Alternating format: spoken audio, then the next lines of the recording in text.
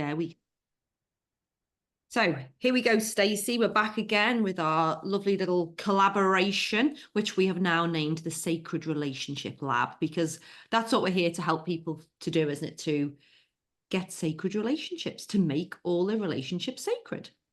Yeah, just to make beautiful relationships. Life's too short for shitty relationships. So, It's certainly too short for shitty relationships. Life's too short for shitty anything, isn't it?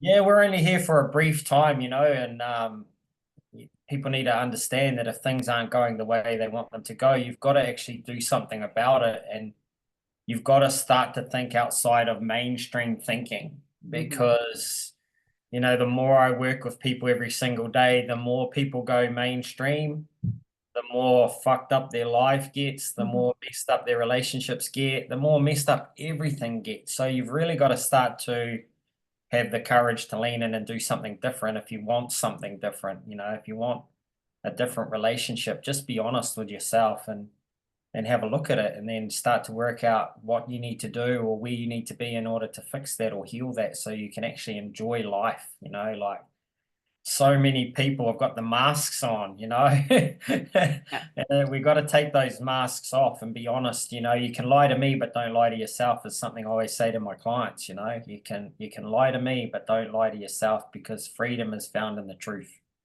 Oh my God.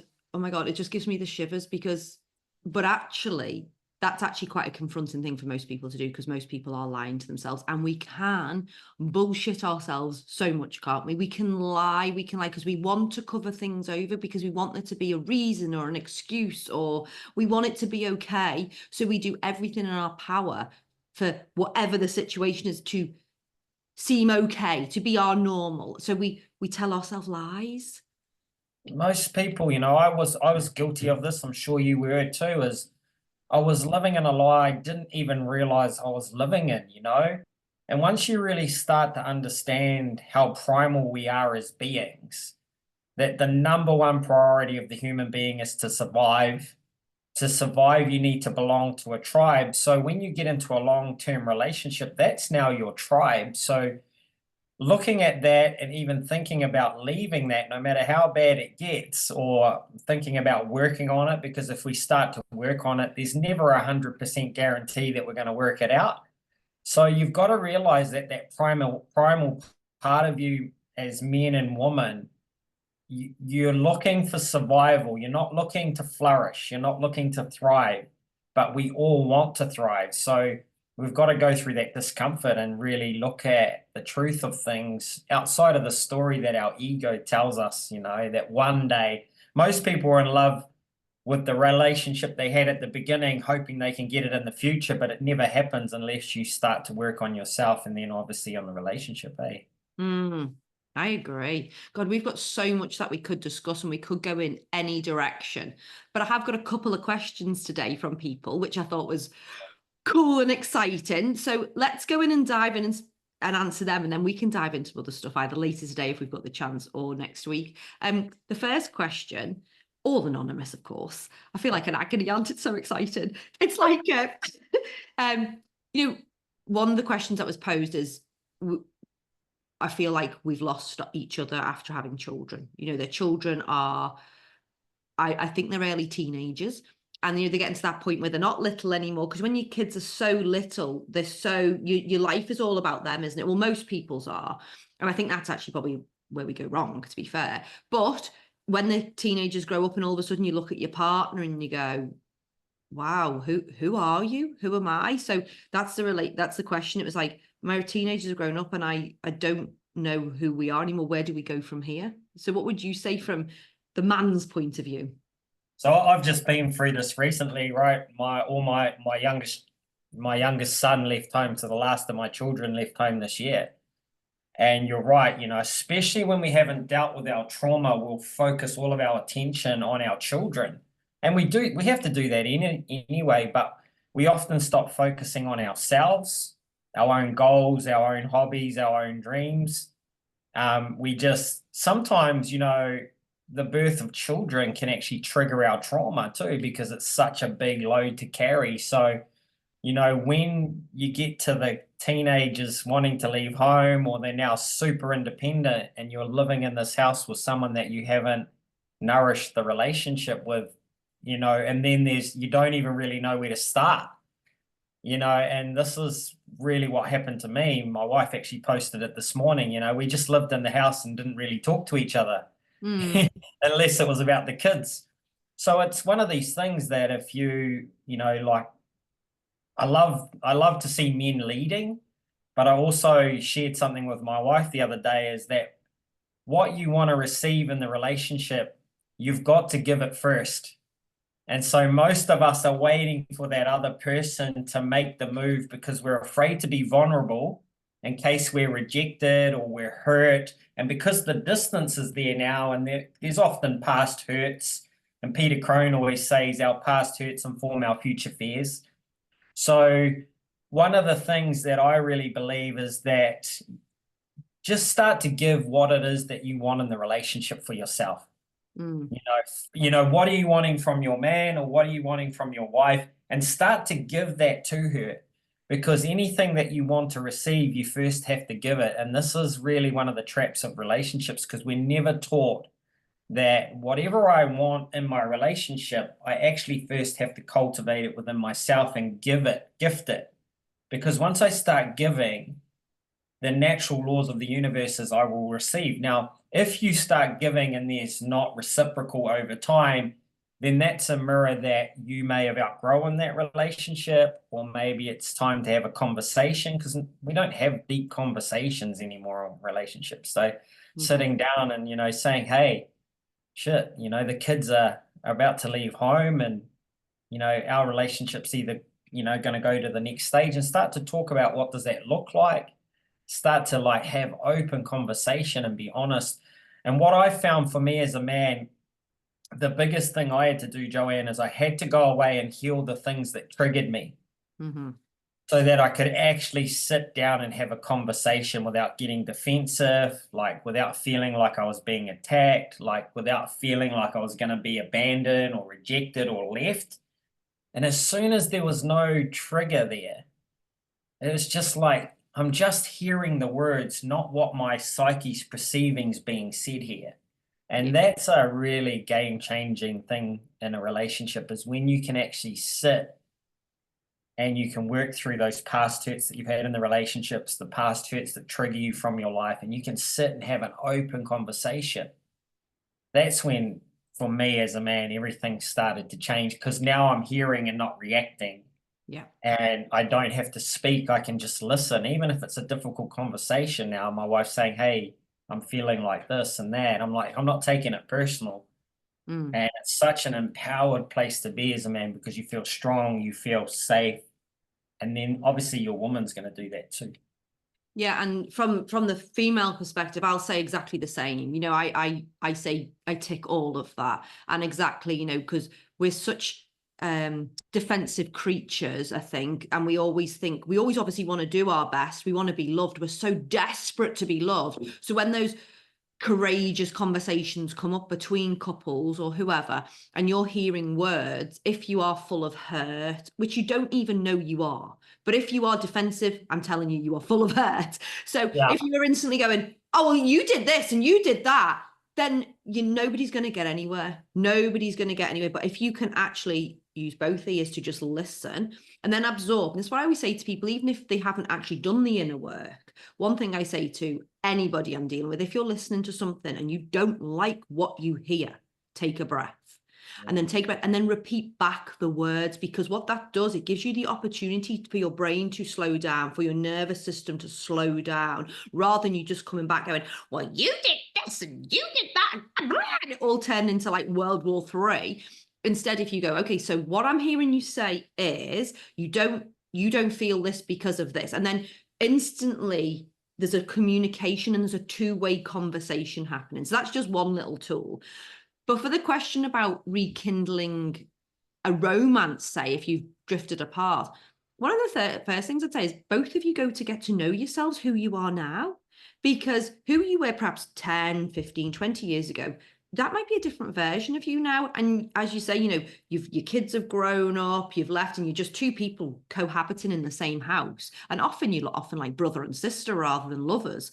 So it's like, go away, get to know who you are, what it is you want, what fills you up, and then also then what do you love about your partner? Don't start to think about the things you don't love, because we can all make lists about anybody that are good and bad, but start to think about all the things that they're amazing at. Think about all their good points.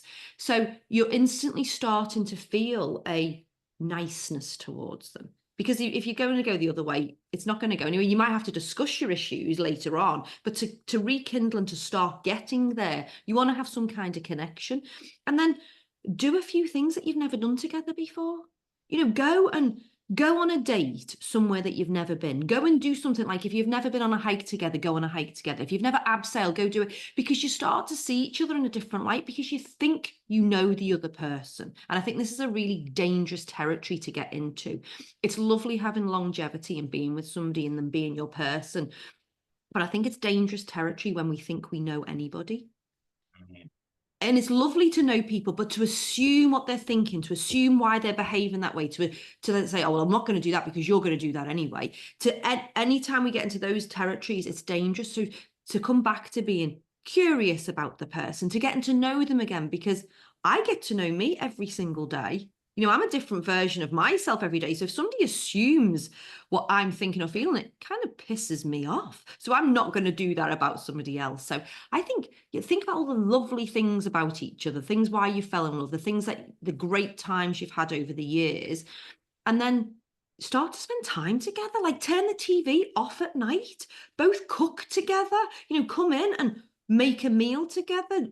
Do the housework together, do the functional things that you have to do, but do them together as a team. Start to get a connection again. You know, put some music on in the kitchen and have a little dance, or whatever it is that's comfortable for you. You know, turn the freaking telly off and get connected. That's what I'd say. Yeah, and a big thing is letting down the masks. You know, like allow yourself to have some fun, like allow yourself to dance, be silly, whatever it is. You know, it's behind closed doors, but you know, like the more I do this work, the more I work with people, there's just this deep fear of being rejected. There's this deep fear of being exposed. And there's this deep fear of being basically cast out of your tribe. It's so primal. And so if something's not growing, it's dying. And you want to be able to, I think, you know, one of the things I've shared with a lot of the men that I work with, I believe that your children shouldn't be number one. It should be your romantic partner, yourself first, and then your partner, because that's the foundation that you're building a relationship on. And that is the relationship that your children are going to model when they leave home. So, you know, often we get caught up with the kids, their sports, their schooling activities, everything, and we're running around doing everything for them. But we've stopped doing our hobbies, our personal hobbies, and our personal things that make us feel good outside of just the gym and the normal things that we're all doing. But, you know, like having some fun on your own and having some space too, like some space where he's off doing his hobbies and you're off with your friends, whatever it is. So that when you come back together, there's this, you know, there's nothing creates fire like separation, like having some time apart. You know, you think about it, even if your kids go away to their grandmothers for the weekend or someone else, like when you see them, there's a special connection. So it's really about starting to be a conscious creator of your life. And that goes with your own self, your relationship. Like, what do you want it to look like? What are the obstacles in the way? You know, do some inner work to start to reveal who you truly are so you can actually bring that forward. And then hopefully you're in a relationship where the other person's open to doing the same. And man, there's nothing like knowing who you are and then giving that to the other person and receiving it back because you no longer need it from that person. And that's where true freedom is in a relationship. And that's always growing and evolving. Yeah, I agree. And for people who don't really understand the terminology, like, well, I've never been rejected. I'm not fear of being rejected. I don't have fear of being abandoned. What do you mean, this tribe thing? Because some people just don't understand this terminology. But when we break it down in a coaching situation, I think we've all got a fear of being abandoned and rejected. And that's because somebody might have just said the odd thing to us when we were little, or somebody did something to us that wasn't in alignment with us, and it could have been the most innocent of things. It could have been, but it stuck with us. And then what do we do as humans? Then we start to cling on to things with desperation, like, oh, like I've watched kids, like my mum used to work for social service in the UK, and I've watched kids who have been severely abused, and they cling on to their parents when they are being taken away from them to go to a better home. And that's heartbreaking, right? But that really highlights the point I'm making. This kid has been abandoned and rejected and treated poorly over and over and over and over again. But its primal instinct is to stay with its parent, and it's going to hold, and it literally holds on by its fingernails, right? And it is one of the worst things that you can ever see. But that's who we are, and we don't have to have gone through something like these poor kids. But in us, we're doing that, and then we are molding ourselves within relationships. We're not being truly authentic. We're not truly speaking our God's honest truth. And why are we not? Because we usually can't speak it to ourselves. So I'll tell you, one thing I said to my partner today, this is just a moment of vulnerability. But, we talked about how old we were last week, didn't we, Stacy? We're both 47. And I've not long been with my partner. So one of my truths came up the other week, and I thought, and me being me, authentic, I thought, I've got to have to speak this out loud because it's who I am. And I said to him, I'm actually in fear at the minute, which I don't. And he said, what do you mean? I said, I'm hitting that stage where, perimenopause, things are starting to change. I just don't feel like myself. And I actually feel in fear because I thought I would have got to this stage in life and I would have had more of a long-term partner. I would have been married for 20 odd years, and therefore I would have thought we would have had that history together. And for some reason, that would have made me feel safe. Again, it's a story. It's a scenario. It's something I've been shown. It's not the actual truth, because people can be in 20-year marriages and it can be a hellhole. But I spoke my fear. But I could only do that because the work I've done, and because I'm truly honest, and I can go in and look at my fear. But we can't face that kind of stuff unless we know ourselves, can we? You can't, like I shared this last time, I think it was, like 3 years ago, I didn't know a single thing about trauma, healing, the subconscious mind, none of it. And, if somebody if I had been listening to a conversation like this, like, rejection, abandonment, all these things, I said, fuck, he's a cooked, you're crazy. But when life takes us through these journeys and brings us to our knees, and I had to go on a different path, when I realized that the smallest things, there's some big things, but even just the smallest thing to a child can be a shock so great that you actually change who you are without knowing it. This is why it's called subconscious mind. And so you're actually, I always share this, relationships aren't for us to get anything. They're actually containers for us to heal, because we'll attract in someone with a similar wound. We'll attract in someone like our mother, like our father, for us to reveal where we're not free and heal it. I heard a great analogy the other day. it's like the wedding car. Now, how they used to tie the tin cans on the back, but eventually you can't hear the tin cans, but they're still there. So they're still there. They're still being triggered. They're still being rattled. But we've just, as human beings, learned the easiest way to deal with it is to numb out, to suppress it, to not look at it. And so it is a big shock, when you start looking at what's impacted you. And it's interesting, a little example, because we think it's always got to be big trauma, like, I wasn't physically, mentally, or sexually abused. But I remember one of my clients who ended up a pee addict. The experience that got him was coming home from the school bus at 12 years old, walking in his house and no one was home. And the shock of that, like, sent him into fight, flight, and then freeze. And he remembers, he said, I felt numb. And he goes, my sister was with me, but I felt like I was going to die. And he said, Dad got home and said, don't be silly, fucking hell, man. We were just 5 minutes late from the groceries, which, looking at it, objectively, it seems all right. But when you realize that as human beings, until we at least get past 13, we are very vulnerable in this world. And still, even then. So, you got to realize that every single one of us, I don't care who you are, I don't care what home you grew up in, I don't care how beautiful it was, you will have stuff because it's the human journey, it's the human experience to come here and learn something, a lesson for you to overcome. And the way you're going to learn that, especially, is in romantic relationships. Oh, yes. Ain't that the truth? Because as you said last week, you know, they are a mirror. And at first we have that love hormone going through us. It's that oxytocin. But then after that, when that wears off, whether it's 6 months, a year, 2 years, then it's the, okay, well, now I'm going to test you. I'm going to show you everything you need to heal. I'm going to trigger you. And then it's your romantic relationships. And your kids come along and, whoa, boy, do they do it too. You know, if you're blessed to have children and you haven't done your work, and that's what I say to people, you know, if you haven't done your work while your kids are teenagers, and I just wish that parents would do it before they even become parents, because I don't want them to make the same mistakes I've made. But if you get to the teenage years and your kids are horrible to you and you don't love yourself, they're going to show you every single day that you're an asshole and you're unlovable, because that's how you're going to feel.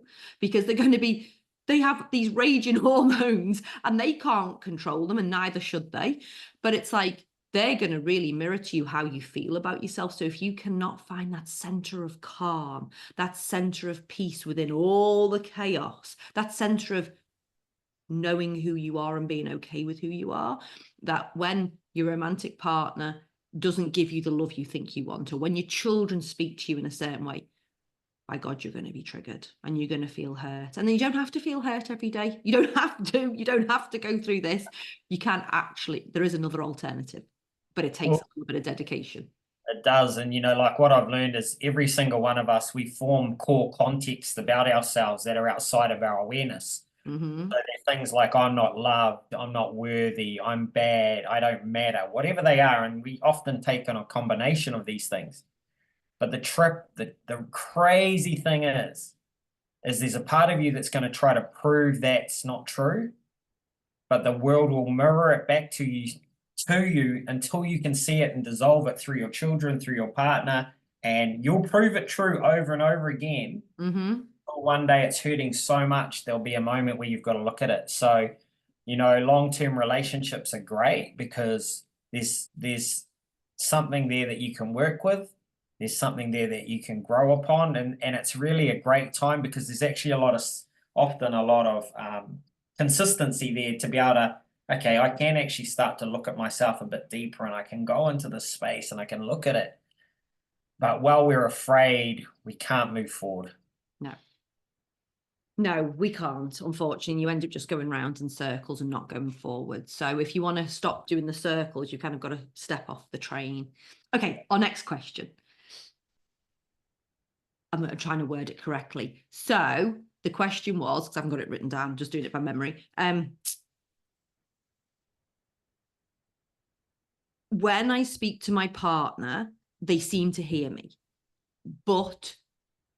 and they have a nice conversation. Obviously, this couple, they have a nice conversation, but then nothing changes afterwards. What can I do about it? So if nothing changes, you don't actually want it to change. This is the mirror that I'm talking about, right? So what you want to do is start to look at if there's something that that I need in the relationship, and we've had a conversation about it, and then nothing changes. That's because, number one, I don't have any boundaries for myself, personal boundaries that, hey, this is not acceptable, and boundaries should have consequences.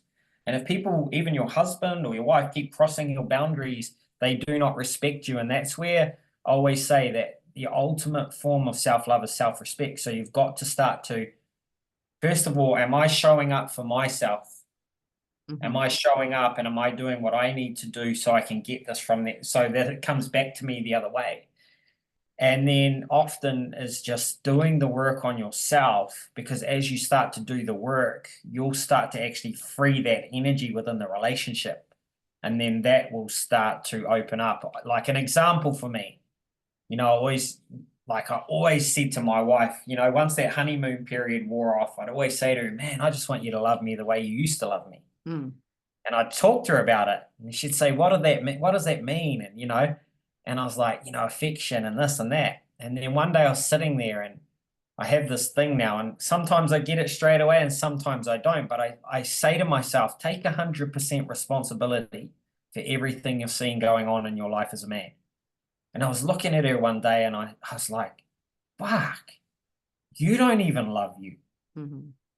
How is she meant to love you? Because life's a mirror. You can't get what you're not giving to yourself.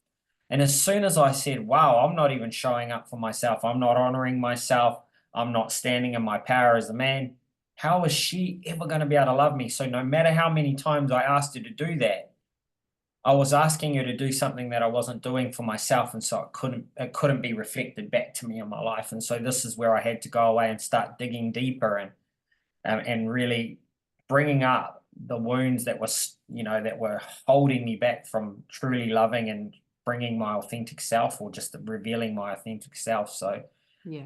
boundaries, if you love yourself and you're doing the work, or even if you're just growing in the relationship and people aren't honoring you what you need, boundaries with consequences. And then from there, then you've got to make tough decisions and have Mhm. tough conversations. Yeah. And yeah, I totally agree with all of that. And what I would add to that is, there could be different reasons. There could just be the person doesn't want to. And this is what it's to go on a discovery to find that, because I believe if you're in a relationship, and this is my belief, but you can tell me from the male point of view if you agree. I believe if you are in a relationship, you want to do everything you possibly can to make your partner happy. And I don't mean it in a yucky way, but I mean, if my partner comes to me and said to me, oh, you've been a bit narky today, I don't like the way you're speaking to me, I would go away and self-reflect on that. And I'd go, I'm really sorry. There's a problem. I'm not feeling the best, or I've been tired. I'm really sorry about the way I've spoke to you. Or if he said, I feel like we need to spend more time together, I would pencil in more time, because I'm listening and I want a happy relationship. But again, it's because I'm coming from a healthy place. I have done that in the past from a place of desperation, and that's different and it feels different. So again, you've got to go on this discovery. But would you agree, when you're in a relationship, you want to make your partner happy? Well, you shouldn't be in it if you don't want to share life with them. If you don't want to give, I can't remember the guy that said it, but he said, love her correctly or leave her promptly. I love that. And it's so And true, I'm because, like, and far out. how many relationships do you see where people are just in a relationship, but they're not really giving? So I would say, go on the discovery. Does the person really want to, or can't they? Because sometimes we can't, because we are stuck in paralysis. And if we are stuck in paralysis, that's because there's that internal hurt, that internal trauma, internal self-sabotage, stopping you from giving, whether it's the male or the female, stopping them from giving to the relationship because they are scared. They cannot be vulnerable. They cannot give everything. They cannot follow through with their words. They cannot follow through after a conversation, because they're stuck in paralysis. Basically, they're stuck in a loop. And again, that's a decision you have to make with your boundaries in place, and you have to decide what are your non-negotiables. So if your non-negotiables are, well, I expect this in this relationship, but if that other person literally cannot give it to you, well, then that's a decider factor, isn't it? But if you want to go with them on their journey and they're prepared to do the work, awesome. Yeah. But it's a Yeah. very personal choice. You shared a very powerful thing there about paralysis. Most people don't realize it, but they're either stuck in fight or flight or freeze. Mm-hmm, And totally. so there's, change equals danger. This is why we're talking primarily, this is why I said look somewhere different than the mainstream media and the Mm-hmm. mainstream coaches and stuff. Because when you realize that, change equals danger, now all of us want the beautiful relationship, the abundance, the home, the travel, the holidays. We want it all, Mm-hmm. but most of us are not wired to have it.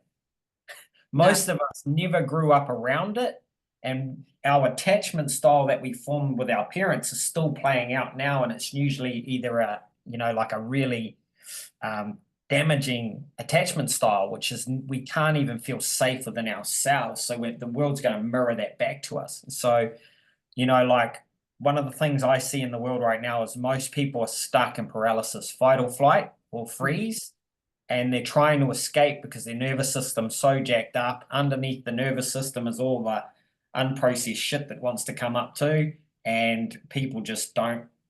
Even a lot of women, we just don't know what are we going to do. There's so much pressure there that we feel like if we let it go, we're going to explode. So Yeah. it really comes back to that. Yeah, I agree. So I think one of the, and what people might be listening going, well, what can we do about that? You know what you can do? There's somatically, there's things that you can do. So maybe that is even the first step you take to start to calm your nervous system as a couple. How are you living your life? Are you going out for walks in nature? Like strolls in nature, not necessarily even power walks. Are you spending time grounding yourself in nature? Because if you went out and spent 40 minutes in a forest with the trees, your nervous system would calm to the beat of the drum of the trees, the earth beat. Are you breathing correctly? Because this is a massive one, it's so simple, but most of us do not breathe properly. I remember I had to go on an 8-week program to learn how to breathe about 15 years ago because I was hyperventilating. But do you breathe all the way down to your abdomen? Do you breathe out all the way, or are you hyperventilating? So simple. And everybody can do it. The first thing I often send clients away is set your timer on the hour every hour and take 3 beautiful breaths. Yeah. Are you doing some kind of meditation? Are you doing some kind of yoga? Are you moving your body? Are you filling your body with nourishment? Are you hydrating? Because these are all things that are so simple that each and every one of us can do, but they calm our nervous system. And there's like all the little techniques, isn't it? If you want to self-soothe, you can do some of this and it calms the nervous system. Even if we stroke our face, it calms our nervous system, because we can't do anything when we're stuck in that paralysis, can we? And here's another real big thing that people don't understand, especially people that have been in long-term relationship. Often the object of your affection, which is your partner, is also the object of the person that hurt you.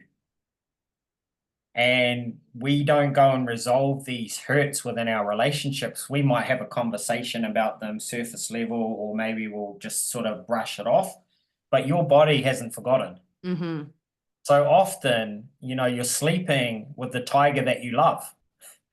You're sleeping with the tiger that could kill you, mm-hmm. or the tiger that could love you. And so this is why I keep speaking so much about it, is you've got to start to really look internally, go back and heal those parts of the relationship where you guys went through massive pains, breakups, whatever it was, instead of just getting so numb. And it happens so gradually over time that you don't realize it until you wake up one day and you're like, flip, I'm actually dying. Mm-hmm.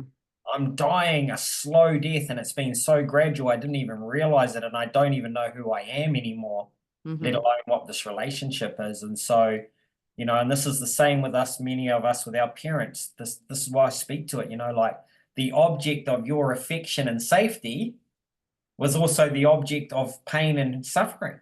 Yeah. And so you've got to go and heal this, resolve this, and then you'll notice that relationship will either come back together like this, like easily, or you'll go, fuck, I've got to go. I'm out of here. You won't see me for dust. And you've got to get to that point where you say, I love you, I do. I love you. I love the relationship we've had. I love the children, but this isn't working, and I love me more. Mm-hmm. That is ultimate form of self-love, but that is very hard for us as human beings to do. It is. Oh, it's been another juicy conversation, Stacey. I bloody love it. So I hope we get some more questions for next week. Please, if you're listening, send any questions through. It can be about relationships with your children, your family, but we're mainly doing intimate relationships. But honestly, it all comes down to the same thing. It all comes down to the same thing. And if you've got any questions about what does the work mean, or, or any of our terminology, if there's anything you don't understand, please just send us a message, because we're both happy to clarify things and go into things a little bit deeper. But from both Stacey and I, we do recommend everybody in the whole world as a coach, because we wouldn't be coaches if we hadn't have done the work we had, and we wouldn't be able to thrive. And I did like a little recording today, and I said, people might look at us, Stacey, and go, oh, but you've got it easy. I'm going to say to people out there, I do not have it easy. My life is not easy. If you put my life down on paper, it looks like a shit show, some of it. But, there's things going on all the time. I'm a mum of 4 kids. They're alone. There's, you're only as happy as your unhappiest child, they say. But I can still thrive within my life. I'm still happy every day. I'm still excited to get out of bed every day. I still love my partner every day. I love my children. I can hold everybody in their pain. And that alone makes every single bit of work that I've ever done worthwhile. And that's why I love working with clients, because I want them to also thrive in their life. Yeah, and I always say, be careful what you wish for, because you don't know what someone goes through, no matter, or what it took to even get here. Mm-hmm. You know, like 3 years ago, my life was a flipping bomb, you know, and I didn't even want to be here. I didn't even want to be on planet Earth, you know. And so, you know, be careful what you wish for, but also just realize that when you can start to look at life as there's always something for me to learn, to grow, or to evolve through. And once we leave, you know, think about this. Once we leave school, once we get in our long-term relationship, once we have children, most of us stop growing. The Mm-hmm. relationship stops growing. The only place we put energy in is our children, really. Or, you know, Our you might be out career. drinking or better career, whatever, but you haven't actually done any personal growth or personal development.